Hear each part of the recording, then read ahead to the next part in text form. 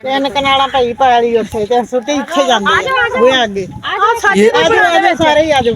आरफ वाला की तहसील 69 भी उगरू एक गांव है।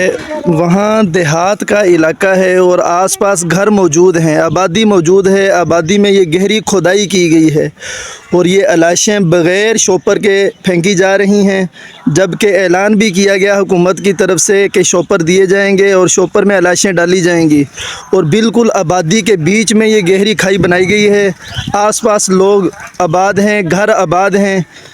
इन घरों के लिए बड़े मसाइल बन रहे हैं और यहाँ कूड़े के लिए भी बाकायदा यहाँ कूड़ा फेंका जाता है। जरासीम आते हैं, लोगों को तरह तरह की बीमारियाँ लगती हैं।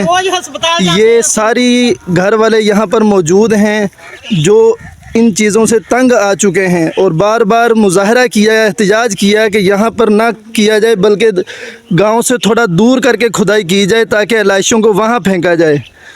तो ये अगर कुछ बताना चाहती हैं तो आप भी बता दें, आप क्या कहेंगे इसके बारे में? ਹੁਣ ਦੀ ਗੱਲ ਹੈ ਜੀ ਜਰਾ ਹੁਣ ਮੈਂ ਰੋਕਦਾ ਰਿਹਾ ਵੀ ਸਾਡੇ ਬੱਚੇ ਬਿਮਾਰ ਹੁੰਦੇ ਇੱਥੇ ਰੋਜ਼ ਹਸਪੀਟਲ ਜਾਣਾ ਪੈਂਦਾ।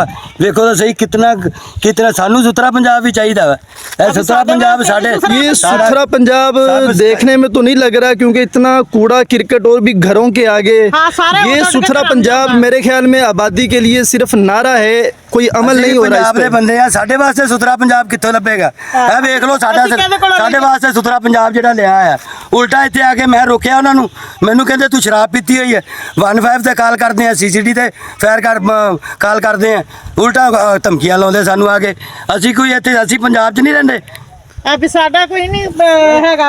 ये गवर्नमेंट की मशीनरी मौजूद है, कुछ बंदे भी मौजूद हैं, लेकिन इनको बार बार कहने के बावजूद इन पर कोई असर नहीं हुआ। यहीं पर लाशें फेंकी जा रही हैं, बग़ैर शॉपर के लाशें आ रही हैं, जबकि बार बार ऐलान किया गया था कि जुर्माना किया जाएगा अगर कोई बग़ैर शॉपर के लाशें फेंकेगा।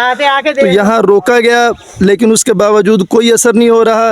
अब हम दरख्वास्त करेंगे सिर्फ मरीम नवाज़ साहिबा से कि इसका एक्शन लें और यहाँ की जो भी टीम है उसके ख़िलाफ़ कार्रवाई की जाए।